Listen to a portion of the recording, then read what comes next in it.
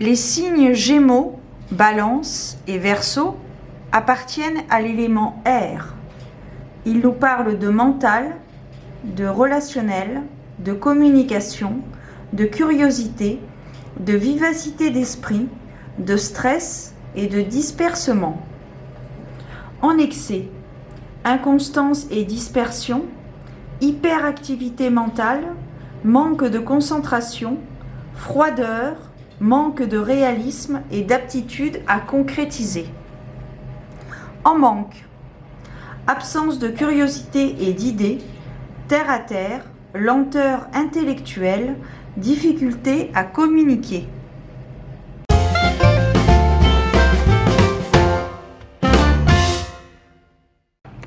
Bienvenue à toi qui passe par là, ami Gémeaux, Balance ou Verseau.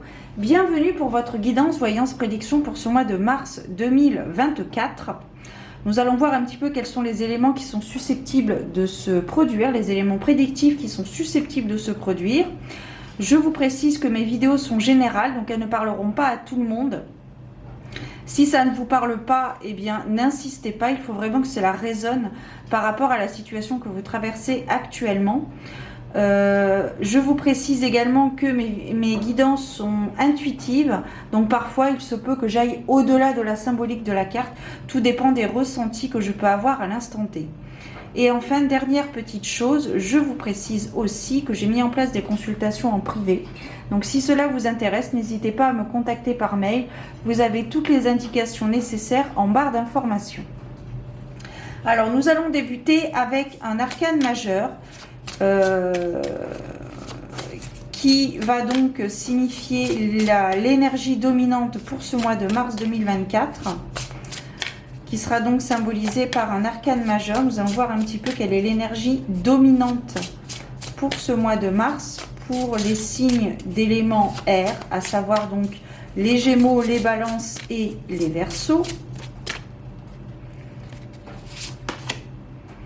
Nous avons ici la carte de l'ermite. Donc la carte de l'ermite ici nous parle d'introspection. D'ailleurs, il me semble que je l'avais pigé aussi pour un autre élément. Ici, on nous parle d'introspection, de retour à soi, de solitude, de prendre de la distance sur la situation. Oui, on vous rappelle ici, peut-être qu'il y a eu une blessure dans un passé proche ou lointain. Et actuellement, vous avez peut-être entamé un processus de guérison. Donc ici, on vous rappelle que pour ce mois de mars, n'oubliez pas de prendre soin de vous, de votre corps, de votre esprit. Vous êtes peut-être en train de chercher la vérité par rapport à votre situation. Peut-être que vous faites un travail sur le sens de la vie, sur le sens de votre vie.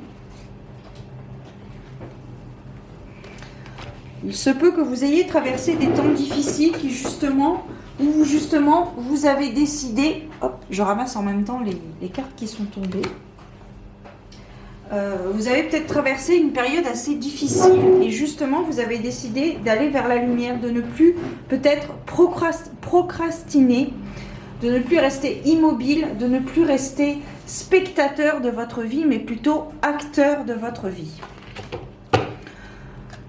Ici, il est question de reconstruction, de guérison donc. Peut-être qu'il est temps de faire du tri dans votre maison, de vous débarrasser d'affaires qui ne vous servent plus du tout, de faire un nettoyage énergétique, de faire du tri également dans vos relations, de façon à ne garder que l'essentiel dans votre vie, de garder que les personnes sur qui vous pouvez compter et avec vous pouvez compter sur elles et elles peuvent compter sur vous. Donc en général, il y a peu de personnes sur qui on peut compter, réellement, sincèrement, dans votre vie.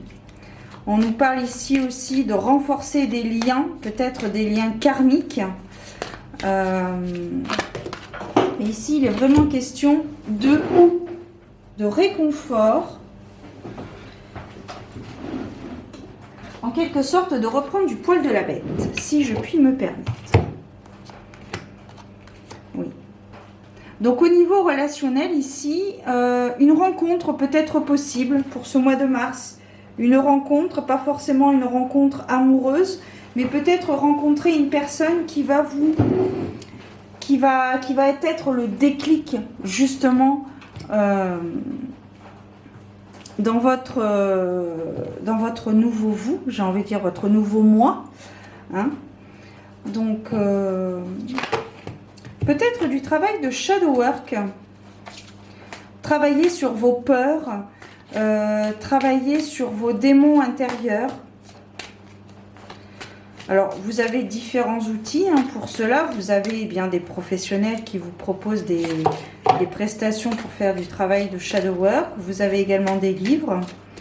Donc, l'écriture. L'écriture peut être très aidant concernant la guérison d'un deuil, peut-être. Alors, le deuil ne signifie pas forcément la deuil d'une personne qui est décédée, mais peut-être qu'il peut nous parler d'un deuil, le deuil d'une situation, le deuil d'une relation qui a peut-être mis fin, peut-être que c'est une relation qui a pris fin récemment, peut-être que vous travaillez dessus, sur cette blessure, peut-être une blessure d'abandon par rapport à l'autre. Ici, par rapport à une relation, je vois plutôt une personne qui était imprégnée de l'autre, qui n'était pas forcément elle-même à 100%. Donc vous avez peut-être eu le courage de quitter cette personne parce que eh bien, vous ne vous retrouviez plus en fait. Vous n'étiez plus vous-même. Mais ici, on nous parle d'affronter nos peurs. D'affronter ce qui nous met peut-être mal à l'aise.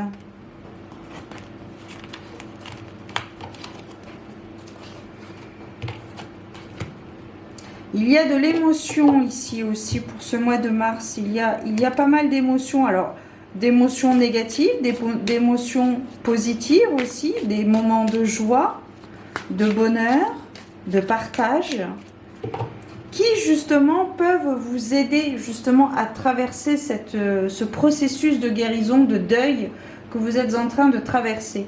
On vous rappelle d'avoir confiance.